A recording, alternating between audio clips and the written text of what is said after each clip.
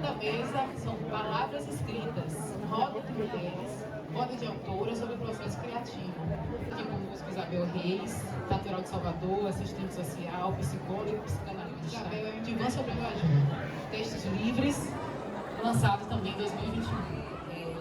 Para quem trabalha com a psicanálise, está sempre achando que quando falta algo é que nos encontramos, mas eu fiquei no excesso, digamos assim, esse, né?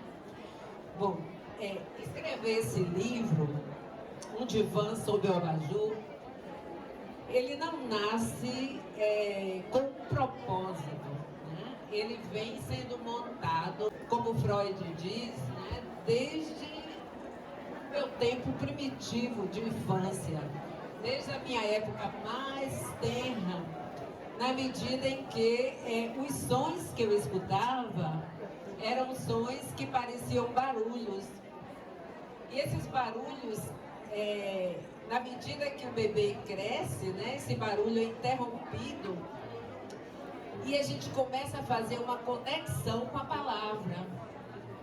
E na hora que eu me conecto com a palavra, e eu entendo o sentido dela, e eu dou um significado para essa palavra, ela passa a fazer parte da minha vida dentro de uma grafia com o sinônimo, né, com o significado dela, mas que eu me afastei.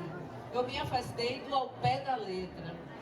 E assim eu comecei a me alfabetizar na vida, não tanto ao pé da letra, dando um sentido, né, apropriado a meu íntimo, a coisa mais severa de mim, né, que são as minhas partes não apresentadas, pelo menos no social diário, no cotidiano diário. Ela escapole. E é na psicanálise, e é na psicologia que eu me encontro com três grandes mistérios, né, da vida. Um é a vida em si, a matéria-vida. O outro é a intermediação, que é feita pela palavra.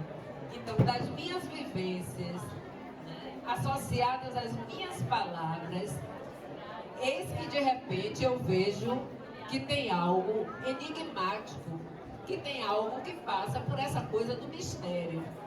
E ao ler Freud, que ele fala de escritores e seus devaneios, tem tudo a ver a literatura com a psicanálise. Ela é provavelmente muitas e tantas outras artes. E como pode a gente viver sem essa arte?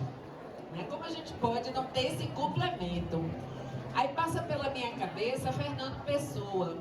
Quando Fernando Pessoa se utiliza de tantos heterônimos, eu vejo um pouco mais. Eu digo, que história é essa de para cada livro, né, para cada sequência de livro, um heterônimo? Por que ele não fala dele? E na realidade, os heterônimos dele, que conversam entre si, foi uma boa e excelente ideia criativa, né, de botar o meu eu com o meu próprio eu, chamando ele de outro.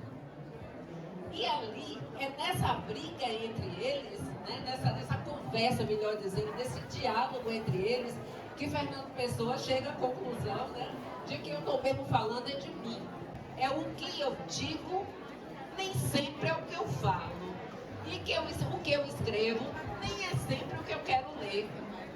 E aí eu avancei um pouco na coisa da escrita, saí do lugar da primeira pessoa, o que é extremamente incômodo, porque você está falando eu, né? A história é sua, e quando eu me vejo eu estou na terceira pessoa, eu estou no nós. Daqui a pouco eu estou na segunda pessoa do singular, eu estou você. E aí na psicanálise a gente tem esse hábito de dizer assim, peraí, você está falando na primeira pessoa ou você está no geral? Você está falando de você nessa história ou você está falando... Aí eu encontro uma resposta quando alguém me diz assim, como eu me achei nessa história sua que eu li. Aí eu falei, nossa, para o autor não tem coisa mais interessante de você ouvir que não seja isso. Eu me vi na sua história. Completamente diferente as histórias nossas, mas tem algo que é para além do sujeito. Aí eu falei, meu Deus, tem a história do Decifra-me, eu te devoro. Eu acho que isso tem a ver com Édipo e a Esfinge. E fiquei vendo que como é que a gente pode decifrar e não ser devorada. Porque as palavras a gente também é devorada por elas. A fala a gente também é devorada por ela. Né? E os atos falhos e as contradições. Quem sou eu e quem é esse outro que fala por mim, né? E que eu não consegui censurar dentro.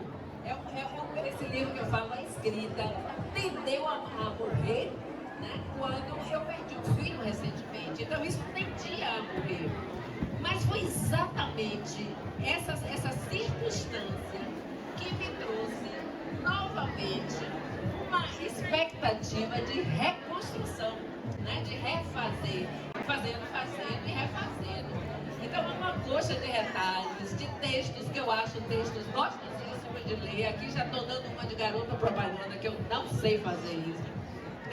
Que são textos interessantíssimos e que o feedback que tem me dado é isso. É muito legal. Aí me conta assim, chorei, o outro morri de rir.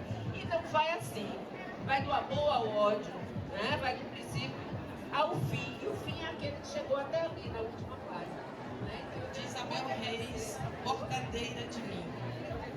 Aprendi a bordar saudades com corretalhos, alinhavar a plenitude, enfiar agulhas, jogar com as cores, seduzir buracos e colar pedaços. Expus o quadro, ainda assim, a vida continua nele esfarrapada. Se há remonte, certo que algo esgarçou. Sem opção, montei o meu currículo e fui por aí espalhando prendas. Afinal, a vida exige fé, seja lá para o que for.